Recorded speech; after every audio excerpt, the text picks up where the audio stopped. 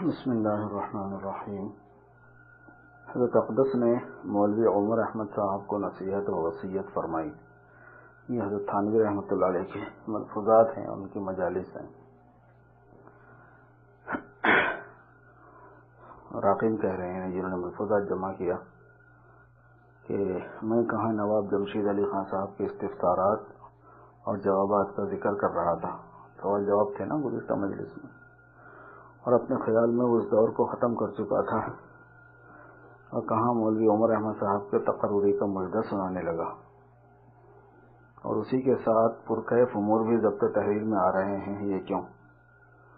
صرف اس وجہ سے کہ پہلے دور کا نشہ باقی تھا، دوبارہ میں خانے تک گزر ہو گیا، باقی پر نظر پڑ گئی، دوسرا دور شروع ہو گیا۔ پھر کیا تھا، جام پر جام چلنے لگے اور خم کے خم خالی ہونے لگے، ساقی کے فیوض و برکات کا دریا امڈا اور پھر بارش کرم ہونے لگی۔ نصیحت و وصیت کہیے یا جو چاہے نام رکھیے، ارشادات کا بے قرار سمندر لہریں لینے لگا۔ مولوی عمر صاحب سے مخاطب ہوئے مولوی عمر صاحب، اور الفاظ زبان مبارک سے نکل کر اس طرح کانوں میں آنے لگے: تم جس جگہ جا رہے ہو، حضرت تھانوی فرما رہے ہیں مولوی عمر صاحب، وہاں تم اکیلے ہوں گے، نہ تمہارے سر پر کوئی بڑا ہوگا جس کا تم کو خوف ہو، نہ کوئی ایسا چھوٹا ہوگا جس کا کچھ لحاظ ہو۔ انسان کی اصلاح کے دو ہی طریقے ہیں، یا سر پر کوئی بڑا ہو، یا ایسے چھوٹے ہوں جن کا لحاظ ہو کہ اگر میں زیادہ اعتدال سے ہٹوں گا، بے اعتدالی کروں گا، تو یہ لوگ مجھ پر نکیر کریں گے، مجھے بدنام کریں گے۔ اور جہاں یہ دونوں صورتیں نہ ہوں، وہاں انسان کو بہت سنبھل کر رہنے کی ضرورت ہے۔ وہاں ذرا سی بے فکری اور غفلت سے حالت میں بڑا انقلاب ہو جاتا ہے۔ بس اس کی ضرورت ہے کہ جہاں رہو اپنے بزرگوں کے طریقے پر رہو۔ آدمی جہاں بھی رہے اپنے بزرگوں کے طور طریق کو اختیار کیا ہوا رہے، اور اس کا آسان طریقہ یہ ہے کہ بزرگوں کا نمونہ تمہارے سامنے ہے، بس ہر بات میں اس نمونے پر چلتے رہو۔ وضاقتہ یعنی شکل، صورت، لباس، رفتار، گفتار، سب ان کے طرز پر ہو۔ آج کل کے نئے طریقوں سے بالکل دور رہو۔ عزت اسی میں ہے کہ بزرگوں کے طریقے پر رہو، کیونکہ نئے طرز و طریق میں تم کامل نہیں ہو سکتے، ناقص ہی رہو گے۔ اس کا نتیجہ یہ ہوگا کہ نہ ادھر کے رہو گے نہ ادھر کے، اور اپنے بزرگوں کے طریق کو اختیار کرنے سے بھی الحمدللہ تم کامل ہوگے، کیونکہ وہ ان کا کامل نمونہ ابتدا سے اس وقت تمہارے سامنے ہے، اسی نمونے سے کامل ہو سکتے ہو۔ میں جس وقت تک کانپور نہیں گیا تھا، حضرت تھانوی کانپور میں ایک عرصے تک پڑھاتے رہے، اس سے پہلے کی بات فرما رہے ہیں۔ میں جس وقت تک کانپور نہیں گیا تھا، میرے خاندانی سب بزرگ بڑے پائنچوں کا پاجامہ پہنتے تھے۔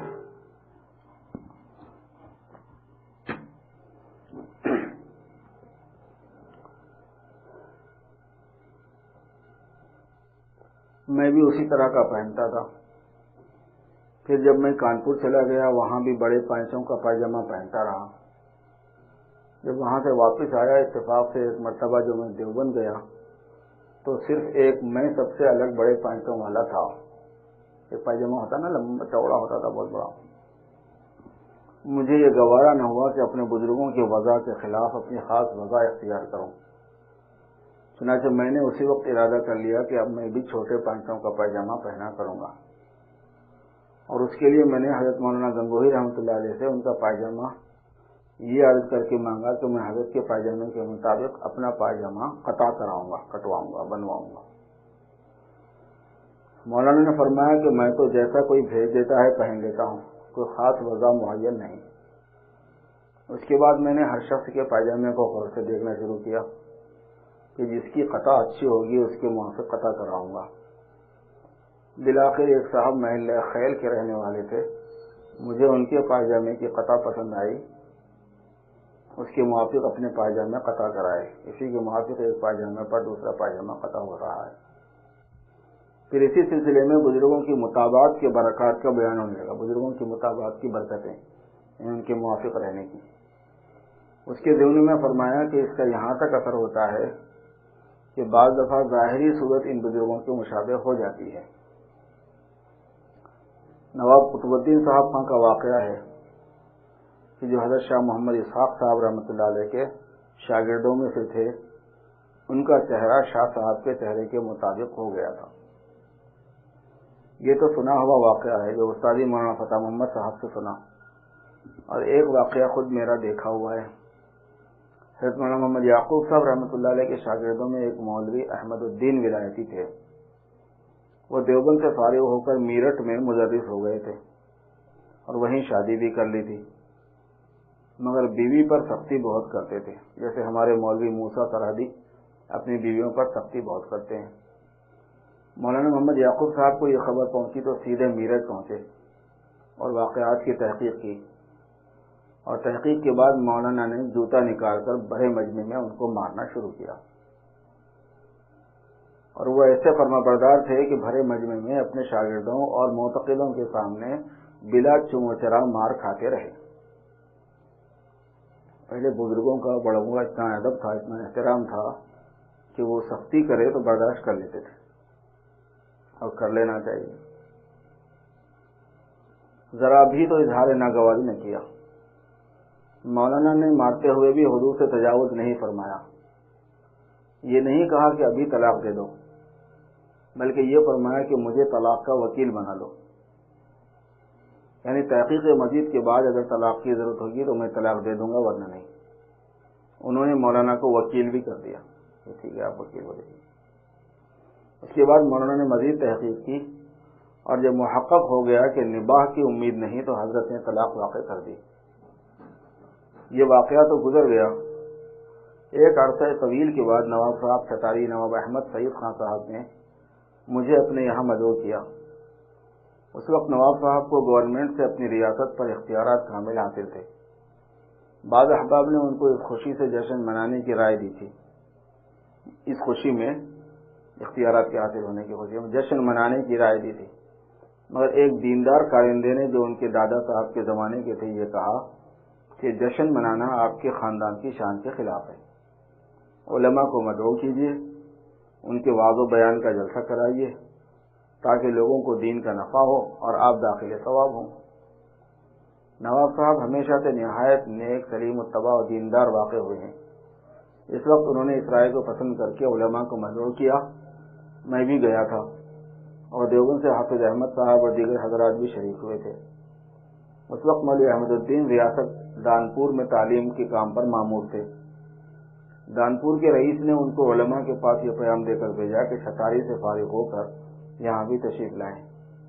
جس وقت مولوی احمد الدین یہ پیغام لے کر ہمارے سامنے آئے تو ان کو دیکھ کر بے ساختہ میری زبان سے نکلا کہ مولانا محمد یعقوب صاحب رحمۃ اللہ علیہ یہاں کہاں سے آ گئے۔ واقعہ سنا دیتے نا کہ بعض مرتبہ صورت بھی ایک ہو جاتی ہے۔ ان کی صورت اور چال ڈھال بالکل مولانا سے اس قدر مشابہ ہو گئی تھی کہ دیکھنے والوں کو بالکل یہ معلوم ہوتا تھا کہ مولانا محمد یعقوب صاحب رحمۃ اللہ علیہ تشریف لے آئے۔ تحقیق کے بعد معلوم ہوا کہ مولوی احمد الدین ہے۔ میں نے حافظ احمد صاحب سے کہا کہ مولوی احمد الدین مولانا محمد یعقوب صاحب سے اس قدر مشابہ کیسے ہو گئے؟ انہوں نے یہ واقعہ میرٹھ کا یاد دلایا کہ حضرت نے ان کو میرٹھ میں مارا تھا اور وکالت حاصل کر کے ان کی بیوی کو طلاق دی تھی، اور یہ اس پر راضی رہے تھے۔ یہ اس کی برکت ہے، کیونکہ یہ واقعہ مولانا کے ساتھ ان کی غایت محبت کی دلیل ہے، اور محبت کی یہ خاصیت ہے کہ من تو شدم تو من شدی، من تن شدم تو جان شدی، تاکس نگویت بادزی، من دیگرم تو دیگری۔ میں تو ہو جا اور میں تو ہو جاتا ہوں اور تو میں ہو جا، اور میں جسم ہو جاتا ہوں تو جان ہو جا، تاکہ بعد میں کسی کو یہ کہنے کا موقع نہ رہے کہ میں الگ ہوں اور تم الگ ہو۔ پھر جب بزرگوں سے محبت ہوتی ہے تو ان کی ہر ادا سے محبت ہوتی ہے۔ اول یہ شخص بتکلف ان کی اداؤں کو اختیار کرتا ہے، پھر اللہ تعالیٰ سچ مچ ان کو ان کے مشابہ کر دیتے ہیں۔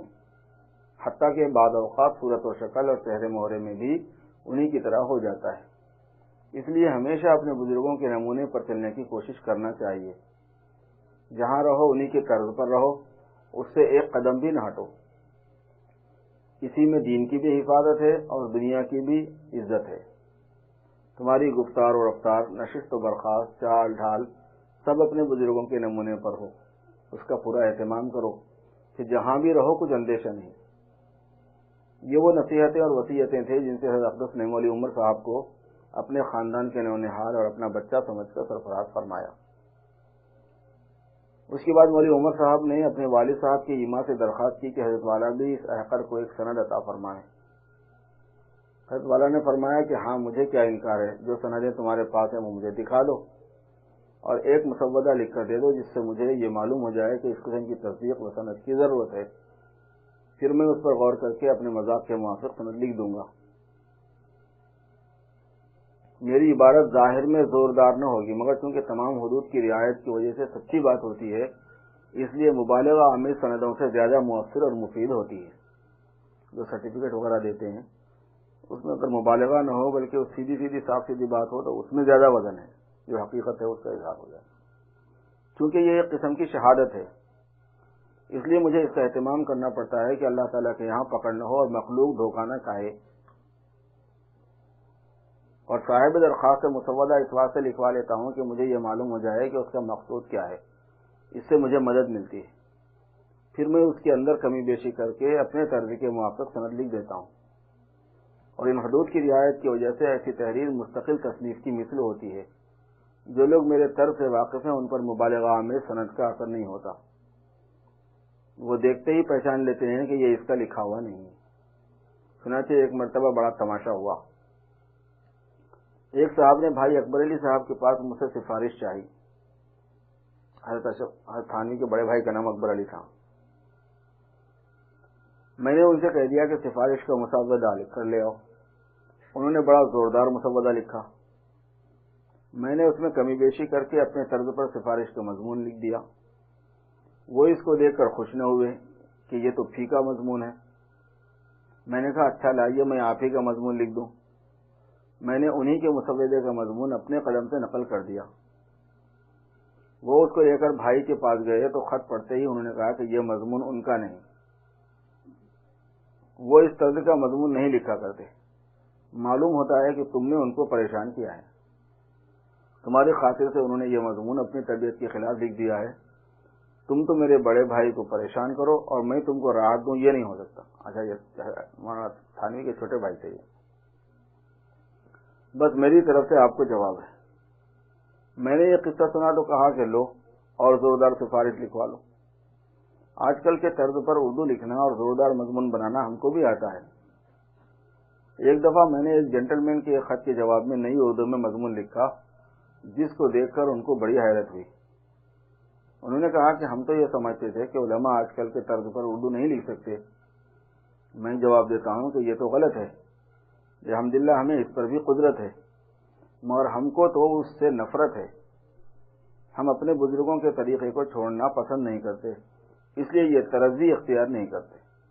اسی طرح تصدیق و سفارش اور سند وغیرہ میں ہمارے بزرگوں کا طریقہ یہی ہے کہ سچی بات ہو، زوردار با مبالغہ آمیز نہ ہو، زوردار یا مبالغہ آمیز نہ ہو، یہی طرز مجھے پسند ہے۔ جب میں ڈھاکہ گیا تھا تو مدرسہ دیوبند اور مدرسہ مزار علوم کے حضرات نے مجھ سے فرمایا تھا کہ اگر موقع ملے تو ان مدرسوں کی نسبت کلمہ خیر کہہ دیجیے، یعنی سفارش کر دیجیے تاکہ مدرسوں کا تعاون ہو جائے۔ میں نے دل سے عزم کر لیا تھا کہ خود میں کچھ نہ کہوں گا، ہاں اگر کچھ ذکر آ گیا تو دریغ بھی نہ کروں گا۔ ہاں اندر سے میرا دل ضرور یہ چاہتا تھا کہ نواب صاحب خود مجھ سے سوال کریں اور میں کچھ کہوں مدرسے کے بارے میں، ادارے کے بارے میں۔ چنانچہ ایسا ہی ہوا۔ اللہ تعالیٰ نے نواب صاحب کے دل میں سوال پیدا کیا۔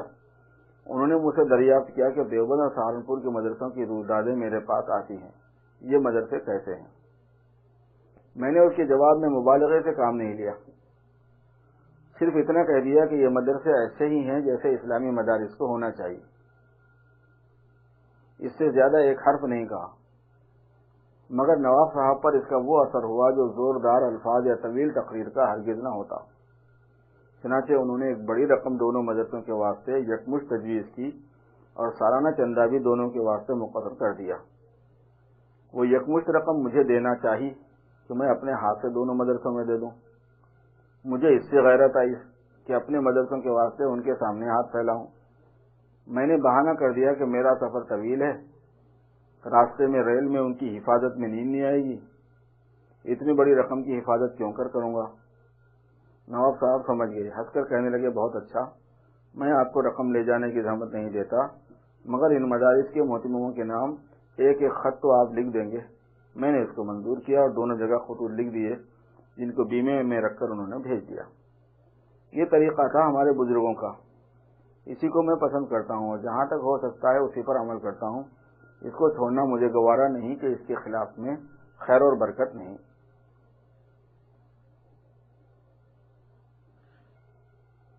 خادم نے دریافت کیا کہ حضرت والا نے پہلا واقعہ کس طرح فرمایا تھا۔ ارشاد ہوا کہ اسی طرح کہا تھا کہ چند آیتوں کا ترجمہ کر کے مطلب بیان کر دیا اور ختم کر دیا۔ سب سے پہلے بات میں نے جہاں تک مجھ کو یاد ہے والد صاحب کے حکم سے کہا تھا جبکہ میری شادی ہوئی تھی۔ والد صاحب تو تقسیم تعام کے انتظام کی وجہ سے شریک نہ ہو سکے، انہوں نے تو حوض والی مسجد میں جمعہ پڑھا، میں اور ماموں واجد علی صاحب جامع مسجد میں جمعہ کے لیے گئے۔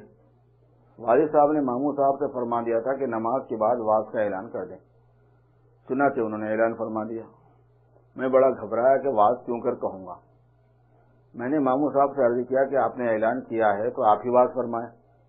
فرمایا تم کو کہنا ہوگا۔ بالآخر میں مجبور ہوا، ممبر کے اوپر تو نہیں بیٹھا بلکہ نیچے کے حصے پر بیٹھ گیا اور سر جھکا کر الف لام میم ذالک الکتاب لا ریب فیہ چند آیتیں پڑھ کر ان کا ترجمہ کیا اور تھوڑی دیر مطلب بیان کر کے ختم کر دیا۔ اس کے بعد جب مسجد سے باہر نکلا تو مجھے ماموں صاحب نے آگے چلنے کو فرمایا۔ میں نے عذر کیا کہ آپ سے آگے کیوں کر چل سکتا ہوں۔ فرمایا اب تم مقتدا ہو گئے اور مقتدا کا احترام ضروری ہے۔ اگر ہم گھر کے آدمی ہی احترام نہ کریں گے تو دوسرے کیوں کر احترام کریں گے۔ اس لیے میں حکم دیتا ہوں کہ تم آگے چلو۔ حکم سے مجبور ہو کر مجھے آگے چلنا پڑا، وہ میرے پیچھے چلے۔ اللہ اللہ، پہلے بزرگوں کے مصلحتوں پر کیسی نظر تھی۔ پھر رات کو مولانا شیخ محمد صاحب تھانوی کو خواب میں دیکھا۔ مولانا بڑے خوش تقریر تھے، مجھے مولانا سے بہت محبت تھی اور مولانا بھی مجھ سے بہت محبت فرماتے تھے۔ مجھے مولانا کے انتقال کا بہت رنج تھا۔ میں نے خواب میں یہی عرض کیا کہ مجھے آپ کے انتقال سے بہت رنج ہے۔ فرمایا میں تو اب بھی تمہاری طرف اسی طرح متوجہ ہوں جیسے زندگی میں متوجہ تھا۔ اس کے بعد کبھی واعظ میں رکاوٹ نہ ہوئی، پھر تو ہم سراج الواعظین مشہور ہو گئے۔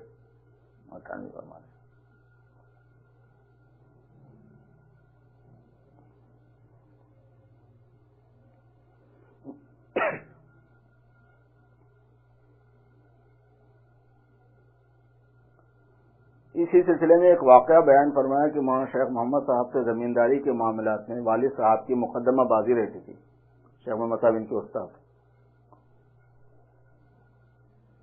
شیخ محمد صاحب ہیں، فتح محمد صاحب ہیں، شیخ محمد ہیں۔ مقدمہ بازی رہتی تھی مگر مولانا نے اس کا اثر میرے متعلق کبھی نہیں لیا۔ میرے ساتھ بہت محبت اور شفقت فرماتے تھے اور فرمایا کرتے تھے کہ میرے بعد یہ لڑکا ہوگا۔ کبھی یہ خیال نہ فرمایا کہ یہ میرے مخالف کا لڑکا ہے، میں اس کی تعریف کیوں کروں یا اس سے شفقت کے ساتھ کیوں پیش آؤں۔ اور والد صاحب کی بھی یہ حالت تھی کہ باوجود مقدمہ بازی کے ان کے دل میں بھی مولانا سے عقیدت تھی۔ ایک دفعہ میرٹھ سے پان لائے تو ان کا دل چاہا کہ مولانا کی خدمت میں بھیجوں، مگر خود بھیجنے میں یہ اندیشہ تھا کہ قبول نہ فرمائیں گے، جھگڑا چل رہا ہے۔ اس لیے مجھے واسطہ بنایا کہ تم یہ پان مولانا کی خدمت میں لے جاؤ۔ چنانچہ میں لے گیا۔ دوپہر کا وقت تھا، دروازہ بند تھا۔ میں نے جا کر پکارنا شروع کیا، مولوی صاحب، مولوی صاحب۔ اس وقت مولانا صاحب وغیرہ جیسے تکلف کے الفاظ کا رواج ہماری جماعت میں نہ تھا، سب کا نام مولوی ہوتا تھا۔ نہ آپ اور جناب کا دستور تھا، بڑوں کو بزرگوں کو تم سے خطاب کرتے تھے۔ اور دروازہ کھلا اور مولانا تشریف لائے۔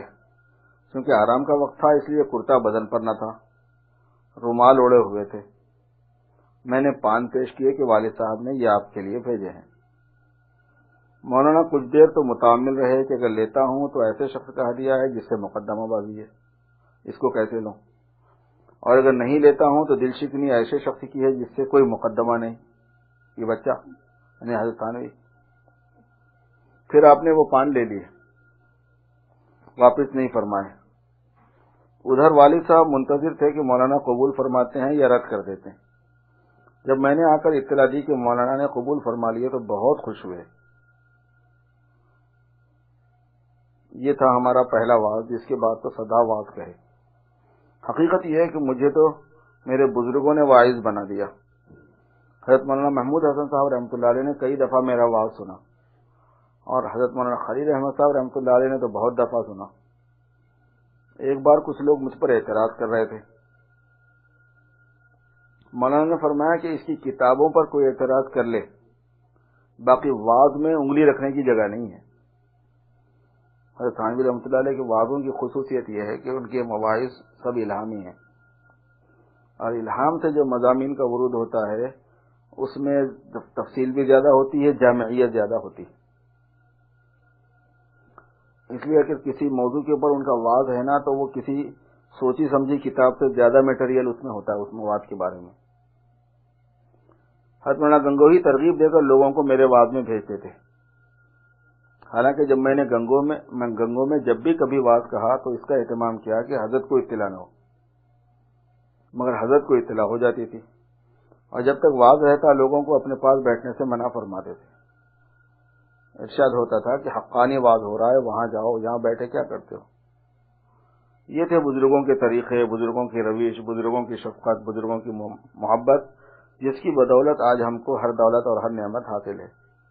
جس نے اپنے بزرگوں کے طریقوں کو اختیار کیا، ان کی روش پر چلا، وہ کامیاب ہوا، اور جس نے اس سے روگردانی کی وہ قعر ذلت میں گرا۔ اس تقریر اور اس بیان کا اثر جو مولوی عمر صاحب پر ہوا، اس کو کوئی ان کے دل سے پوچھے۔ ہماری دعا ہے کہ اللہ تعالیٰ ان کو ان کے مقصد میں کامیاب فرمائے۔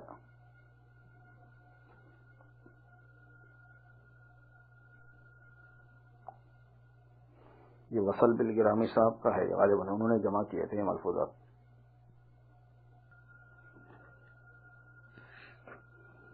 فرمایا حضرت مولانا محمد یعقوب صاحب رحمۃ اللہ علیہ کو اللہ تبارک و تعالیٰ نے قطب الارشاد کے درجے کے ساتھ کچھ عرصے کے لیے قطب التکوین کا مرتبہ بھی عطا فرمایا تھا۔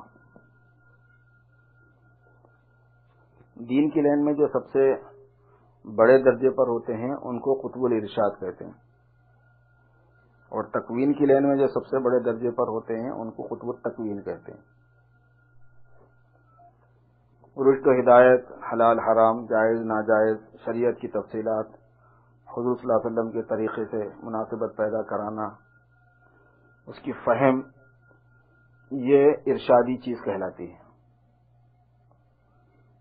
کیونکہ شریعت کی چیز ہے۔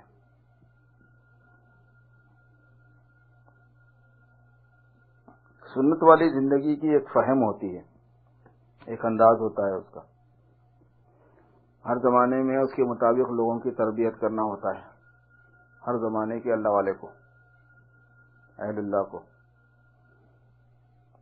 تو قطب الارشاد پر اس کا الہام ہوتا رہتا ہے، اس کا انداز سمجھ میں آتا رہتا ہے، اس میں اس کا ذہن چلتا ہے، اجتہاد چلتا ہے، قلبی واردات ہوتے ہیں۔ اور تکوین تو پتہ ہی ہے آپ لوگوں کو کہ تکوین دنیاوی جو انتظامات ہوتے ہیں کائنات کے، دنیا کے، ان کا نظام بھی اللہ والوں کے تحت میں ہی چلتا ہے۔ ان میں جو سب سے بڑے درجے کے ہوتے ہیں وہ قطب التکوین کہلاتے ہیں۔ تو مولانا یعقوب صاحب جو ہیں وہ قطب الارشاد کے درجے کے تھے، ساتھ ساتھ کچھ عرصے کے لیے قطب التکوین کا بھی مرتبہ عطا فرمایا تھا۔ کچھ دنوں کے لیے تکوینی خدمت بھی مولانا کے سپرد ہوئی تھی۔ مولانا سے مراد مولانا محمد یعقوب صاحب رحمۃ اللہ علیہ، یہ دارالعلوم دیوبند کے صدر مدرس تھے، حضرت تھانوی رحمۃ اللہ علیہ کے بہت خاص استادوں میں سے تھے۔ اس زمانے میں کوئی مجذوب بدون حضرت کی اجازت کے وہاں نہیں آ سکتا تھا، حالانکہ مجاذب نہ کسی سے کچھ پوچھتے نہ کچھ، لیکن جو مجذوب ادھر آتا تو حضرت سے اجازت لینی ہوتی تھی اس کو، جو آتا اجازت لے کر آتا۔ یہ خاص شان مولانا یعقوب صاحب رحمۃ اللہ علیہ کے سوا کسی میں نہ تھی، اور ہمارے مولانا گنگوہی رحمۃ اللہ علیہ یہ قطب الارشاد تھے۔ اس پر خادم نے عرض کیا کہ حضرت مولانا محمد یعقوب صاحب رحمۃ اللہ علیہ کا مرتبہ حضرت مولانا گنگوہی رحمۃ اللہ علیہ سے زیادہ تھا۔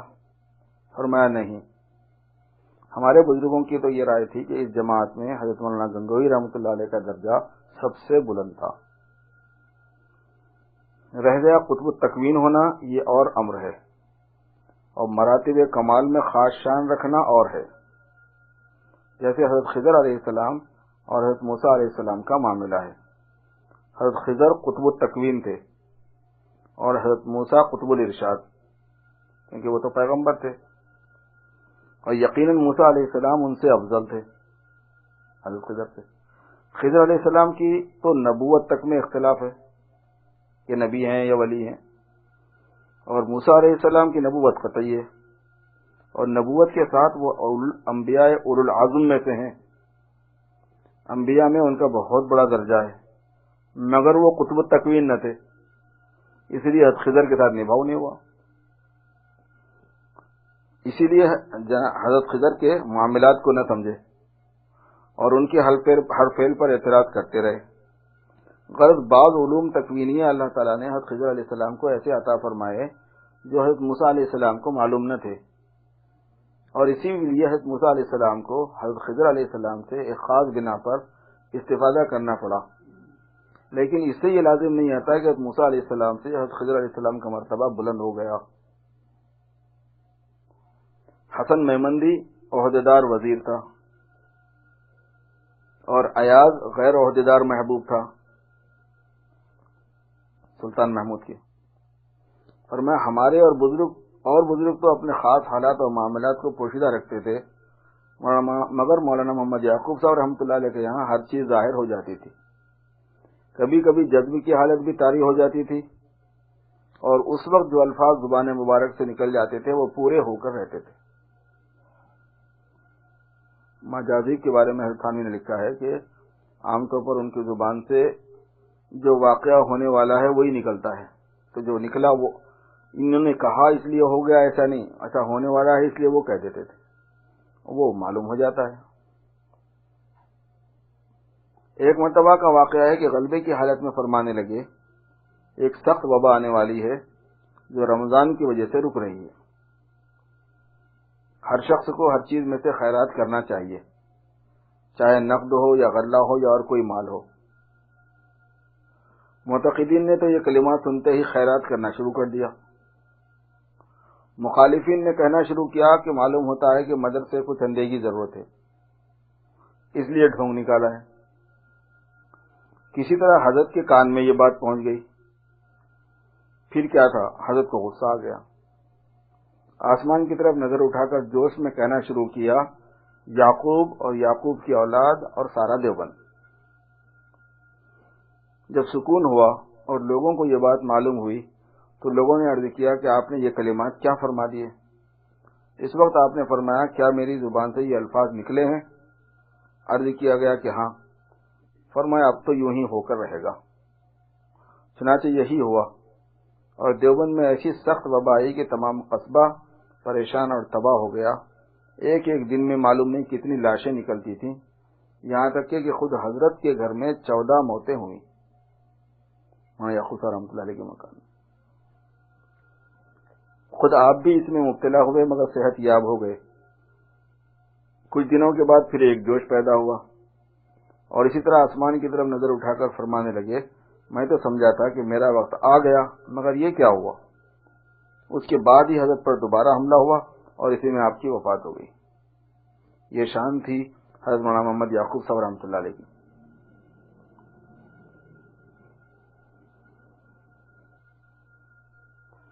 فرمایا شاہ محمد شیر صاحب پیلی بھت میں مشہور بزرگ گزرے ہیں۔ شاہ محمد شیر پیلی بھت میں، پیلی بھیت جو گاؤں کا نام ہے، تھے تو وہ امی، کنگیاں بناتے تھے، مگر ریاضت اور مجاہدے کی برکت سے ان کی وہ حالت ہو گئی تھی جو اہل باطن کی ہوتی ہے۔ وہ ایسی باتیں کہہ جاتے تھے جن کو اہل علم ہی کہہ سکتے ہیں۔ مجھے بھی 2 مرتبہ ان سے ملنے کا اتفاق ہوا ہے۔ جب میں کانپور میں تھا تو ایک نکاح کی تقریب میں ایک دوست اپنے ہمراہ پیلی بھیت لے گئے، وہاں بھی حاضر ہوا۔ میں نے عرض کیا کہ میرے لیے دعا فرمائیے کہ اللہ تعالیٰ مجھے اپنی محبت عطا فرمائے۔ فرمانے لگے کہ اپنی دونوں ہتھیلیوں کو رگڑو۔ میں نے رگڑا، پوچھا کچھ گرمی پیدا ہوئی؟ عرض کیا جی ہاں۔ فرمایا بس اسی طرح رگڑتے رہو، محبت ہو جائے گی۔ مطلب تم اپنی کوشش کرتے رہو، ادھر سے ان کی مہربانی رہے گی، محبت ہو جائے گی، ہتھیلیاں دونوں رگڑنی پڑیں گی۔ دوسری مرتبہ جہاں میں تھا یعنی مدرسہ جامع العلوم کانپور میں تشریف لائے، مدرسے کو ملاحظہ کیا۔ میں نے مدرسے کی حالت عرض کی کہ دوسرے مدارس کی طرح کسی خاص قوم کی اعانت اس کو حاصل نہیں اور کسی بنیاد پر قائم نہیں، اور ترقی کی دعا کے لیے عرض کیا۔ فرمایا سارے عالم کی بنیاد معلوم ہے کیا ہے؟ مولانا شیر صاحب نے تھانوی سے پوچھا، سارے عالم کی بنیاد معلوم ہے کیا ہے؟ عرض کیا کہ مشہور یہ ہے کہ زمین کے نیچے گائے ہے جو اپنے سینگوں پر تمام بنیاد کو سنبھالے ہوئے۔ پوچھا اس کو سنبھالنے والا کون ہے؟ عرض کیا قدرت۔ فرمایا جب قدرت تمام کائنات کو سنبھال سکتی ہے تو کیا مدرسہ نہیں سنبھالے گی؟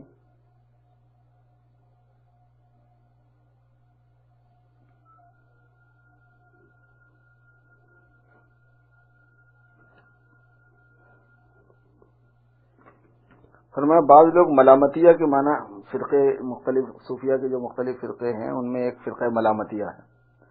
بعض لوگ ملامتیہ کے معنی یہ سمجھتے ہیں کہ جو بظاہر خلاف شرع اعمال کرتے ہیں اس سے ان کی غرض یہ ہوتی ہے کہ لوگ ان کو بڑا نہ سمجھیں بلکہ ذلیل خیال کریں، مگر یہ گھڑی ہوئی اصطلاح ہے۔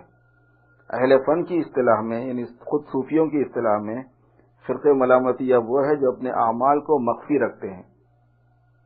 بعض صحابہ رضی اللہ علیہ عنہم کے عمل سے بھی یہ طریق ماخوذ ہے۔ حضرت ابو طلحہ رضی اللہ تعالیٰ عنہ کے یہاں ایک مہمان آئے، حضرت نے بی بی سے دریافت کیا کچھ کھانا ہے؟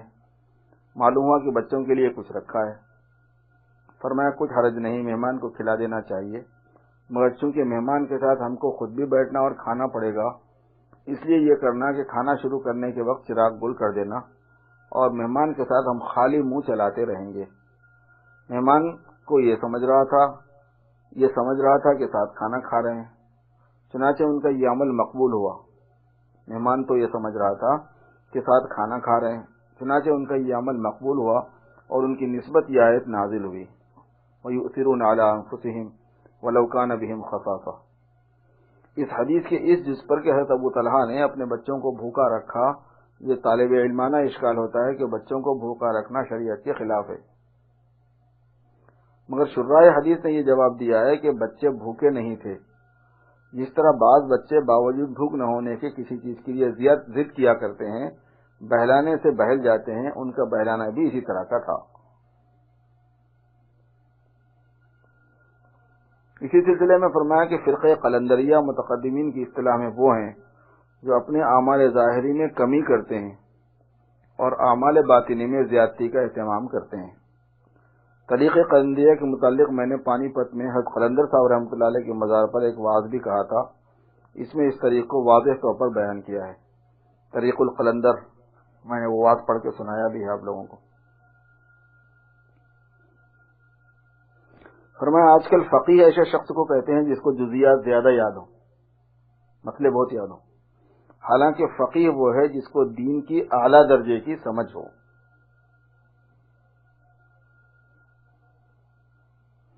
فرمایا کامل وہ ہوتا ہے جو حضرت رسول کریم صلی اللہ علیہ وسلم کی سنت کا پورا متبع ہو۔ طریق سنت میں اعتدال ہوتا ہے، افراط و تفریط نہیں ہوتی۔ فرمایا میرے پردادا صاحب جن کا زبانوں پر مشہور نام فرید تھا تھانوی کے، اور بعض پرانے کاغذات میں غلام فرید دیکھا گیا، ایک بارات کے ساتھ کیرانہ جا رہے تھے، راستے میں ڈاکوؤں نے گھیر لیا۔ پردادا صاحب بہت اچھے تیر انداز تھے، بہلی میں بیٹھے بیٹھے تیر چلاتے رہے، کسی نے ان کو دیکھ لیا اور شہید کر دیا۔ رات کو میری پردادی صاحبہ کے پاس جس وقت وہ جاگ رہی تھی تشریف لائے اور باتیں کی، اور جاتے وقت کچھ مٹھائی اور پھل دے گئے کہ بچوں کو دے دیں، بھوکے نہ رہیں، اور فرمایا کہ اس واقعے کی کسی کو اطلاع نہ کرنا، کیونکہ اس زمانے کے لحاظ سے ایک بیوہ کے پاس مٹھائی کا آنا عرفاً برا تھا، اس لیے پردادی صاحبہ نے اس کو ظاہر کر دیا، اور اس کے بعد پردادا صاحب پھر کبھی تشریف نہیں لائے۔ بات تو تھی چھوٹی سی، مگر مضرت کا خطرہ کس قدر تھا جو اس طرح بند ہو گیا۔ شہادت کے بعد وہ آ جاتے تھے، مگر یہ واقعہ ہونے کی وجہ سے انہوں نے آنا چھوڑ دیا۔ اسی طرح اس طریق میں مبتدی کو واعظ کہنا مضر ہے۔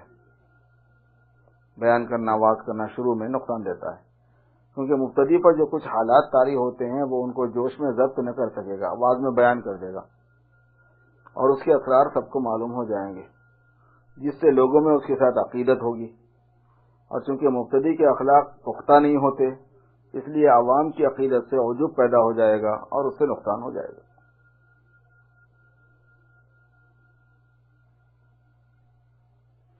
فرمایا کہ اکثر علماء، فضلاء، مشائخ قصباتی ہوئے ہیں، یعنی گاؤں دیہات کے لوگ جو ہیں، قصبے کے جو لوگ ہوتے ہیں وہ زیادہ عالم بنے ہیں۔ قصباتی لوگوں میں سادگی ہوتی ہے جس کو فطرت سے نزدیکی ہوتی ہے، اور شہریت میں تنعمات ہیں جو فطری نہیں ہوتے، آرائشیں، مزے، اس لیے قصباتیوں کے دماغ شہریوں سے اچھے ہوتے ہیں، اگرچہ زبان شہریوں کی اچھی ہوتی ہے۔